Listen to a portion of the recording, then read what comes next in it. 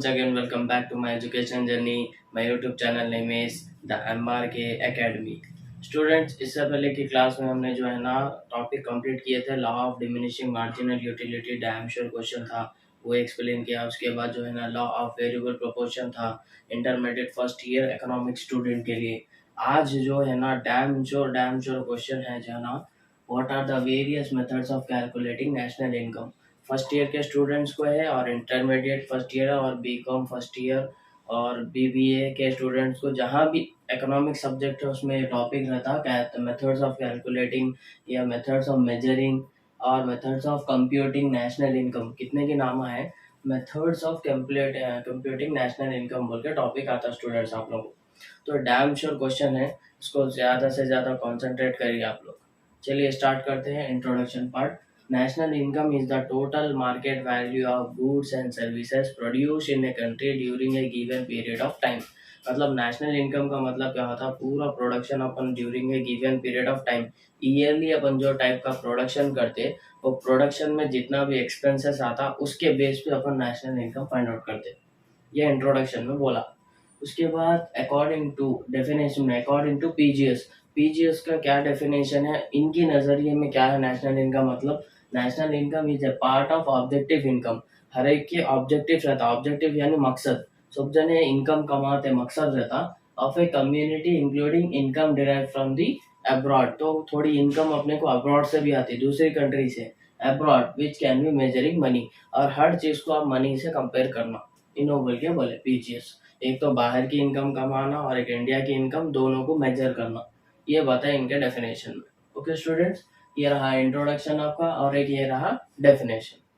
अब बढ़ते हैं साइड एंड की ओर। Methods of calculating national income, बहुत से छोटा छोटा इजी आंसर है आपका, जिसमें ना ये जो आंसर में ना ग्राफ है, ना टेबल्स है, ना कुछ भी प्रॉब्लम्स है। वेरी इजी आंसर है, छोटा, पूरे लॉन्ग आंसर्स में कंपेयर कर तो ये छोटा आंसर है।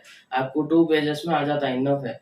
2 पेजेस में इतने लिख दे तो ओनली 3 साइड हेडिंग्स है। Output method, methods of calculating national income. First is output method, second one is income method, third one is expenditure method। ये 3 मेथड को डीप में आप एक्सप्लेन कर दोगे थरोली। मैं आपको इंट्रोडक्शन दिया, उसका फार्मूला दिया, फार्मूला कंपल्सरी लिखना है। फार्मूले के बाद फिर एक एक लाइन में आप इसको इसका फुल फॉर्म भी लिखने का है, जैसा जीएनपी क्या है, उसका फुल फॉर्म, पी क्या है, क्यू1 क्या है, पूरा मैं बोलता हूँ आपको डिटेल में लिखना है स्टूडेंट्स। ओके, तो चलिए स्टूडेंट स्टार्ट करते हैं। आप एक्सप्लेनेशन पार्ट साइड हेडिंग्स का। फर्स्ट है आपकी साइड हेडिंग है आउटपुट मेथड। देखिए इसमें क्या है, this method also known as, पहले मेथड के और नामा क्या क्या है वो लिखना है। Inventory method, commodity service method, ये 2 नामा लिखना है आपको। This method is also known as inventory method, commodity service method. In these method we find the value of goods and services, the entire output of final goods and services। यहाँ पे production हो रहा है, goods and service का हो रहा, फिर उसके बाद अगेन क्या हो रहा, output of final goods and services. ऐसा प्रोडक्ट होना मैन्युफैक्चर इंडिया के अंदर जो कंप्लीट प्रोडक्ट बन गया, वो प्रोडक्ट को काउंट करते हैं अपन इसमें, multiplied with the respective prices. और हर एक प्रोडक्ट का कुछ ना कुछ प्राइस रहता मार्केट में।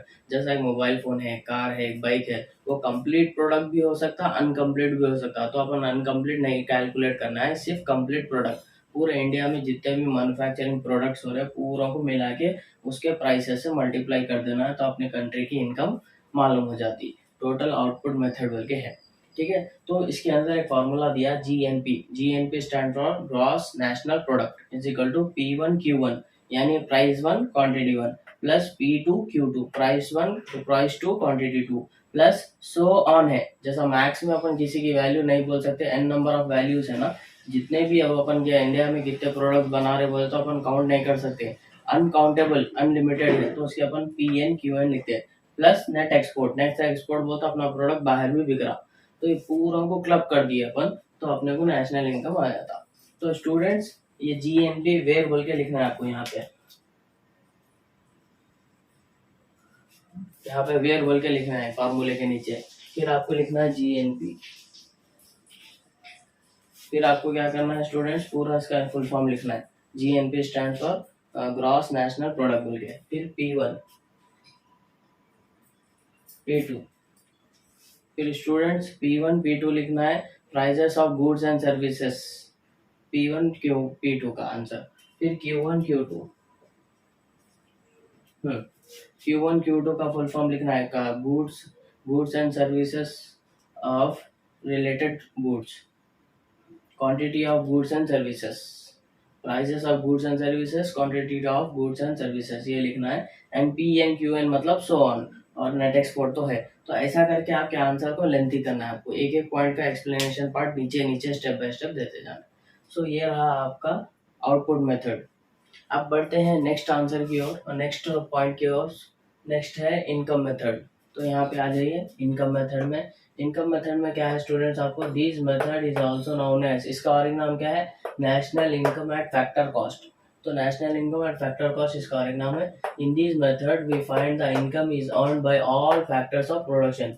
फैक्टर्स ऑफ प्रोडक्शन अपने को यहाँ पे 4 दिया हुआ है ये आंसर के हिसाब से, लैंड, लेबर, कैपिटल और ऑर्गेनाइजेशन। ये 4 चीजों को ये फॉर्मूले में सब्स्टिट्यूट कर दिए। 4 चीजें रखना है। Factors of production, income is received in the form of rent, wages, इसका फुल फॉर्म है आर बोल तो रेंट, डब्ल्यू मतलब वेजेस, आई मतलब इंटरेस्ट, पी मतलब प्रॉफिट। नेशनल इनकम ये 4 चीजों से भी आ सकती। लैंड, किसी की भी जमीन रहती है रेंट के थ्रू पैसे ले सकते हैं अपन। वेजेस, किसी के पास काम करके पैसे ले सकते हैं। इंटरेस्ट, जब अपन पैसे बिजनेस में इन्वेस्ट करते हैं तो कैपिटल के ऊपर इंटरेस्ट आता अपने को, और बिजनेस में अपने को लास्ट में क्या आता, प्रॉफिट। ये चारों को क्लब कर दिए तो भी नेशनल इनकम आ सकता बोल के बता रहे हैं। तो NI is equal to R plus W plus I plus P, इन लोगों के फुल फॉर्म यहाँ पे लिख दिए। सेम यहाँ पे कैसा लिखे थे अपन, वेर बोल के, यहाँ पे भी नीचे लिखना है वेर, जगह नहीं है बोल के मैंने लिखा वेर बोल के। NI लिखो, NI का full form national income, R मतलब रेंट, डब्ल्यू मतलब वेजेस, आई मतलब इंटरेस्ट, पी मतलब प्रॉफिट। 1 by 1 एक के नीचे एक स्टेप बाय स्टेप लिखो, आंसर लेंथी होता है स्टूडेंट्स। ओके, चलिए बढ़ते हैं फिर next last topic, expenditure method. Expenditure method, एक पॉइंट यहाँ पे रुक जाओ आप। इंडिया में ये मेथड को फॉलो नहीं किया जाता, ओनली इंडिया में 2 मेथड फॉलो होते हैं, आउटपुट मेथड और income method. Output method same similar expenditure method के ऐसा है। तो इंडिया में बहुत से लोग क्या है, फॉल्स स्टेटमेंट, झूठ ज्यादा बोलते हैं, इसके लिए कॉन्सेप्ट को एक्सेप्ट नहीं किया जाता। कहीं भी अपन गवर्नमेंट के सर्वे हुए समझो तो अपने इंडियंस बहुत झूठ बोलते हैं, इसके लिए मेथड यूज नहीं होता। But rest of the other countries, थोड़े कंट्रीज में फॉलो होता, इसके लिए मैं समझा रहा हूँ expenditure method. This method is also known as national income is equal to national expenditure. इसका और एक मतलब क्या होगा, नेशनल की इनकम जो भी रहेगी कंट्री की वो इक्वल टू नेशनल एक्सपेंडिचर। आज हर एक सिटीजन से किसी भी पूछो कितनी तनख्वाह है, कितने कमा रहे, बोले तो उन्हें क्या बोलता है, जितने कमा रहे हो तो पूरे खर्चा हो जा रहे। सेम वही पॉइंट है यहाँ पे।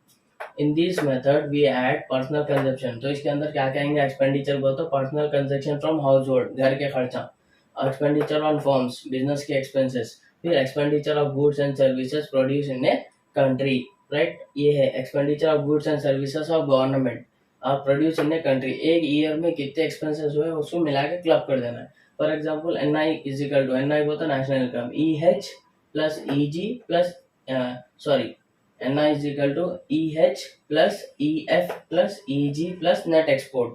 जैसा कि आपको मालूम, फिर से आपको लिखना है वेर लिख के NI is equal to national income, EH बोले तो expenditure of house hold, EF का मतलब एक्सपेंडिचर ऑफ फर्म्स, EG बोलते expenditure of government plus net export, तो नॉर्मली मालूम है आपको। तो स्टूडेंट्स ये रहा आपका कैलकुलेटिंग नेशनल इनकम। ये डैम श्योर क्वेश्चन है, इसके बाद तो इंटरमीडिएट में ज़्यादा से ज़्यादा फोकस करिए आप ये 3 आंसरों पे। Law of diminishing marginal utility ये डैम श्योर क्वेश्चन है, लॉ ऑफ वेरिएबल प्रोपोर्शन ये डैम श्योर क्वेश्चन है, और एक ये तीसरा various method of calculating national income.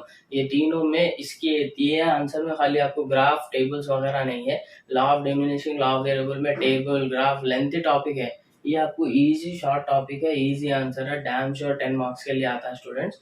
तो आप इसको लिए प्रिपेयर कर लीजिए। तो मिलते हैं इंशाल्लाह नेक्स्ट वीडियो में, तब तक के लिए इजाज़त दीजिए। जज़ाकल्लाह खैर, बाय, अल्लाह हाफिज़।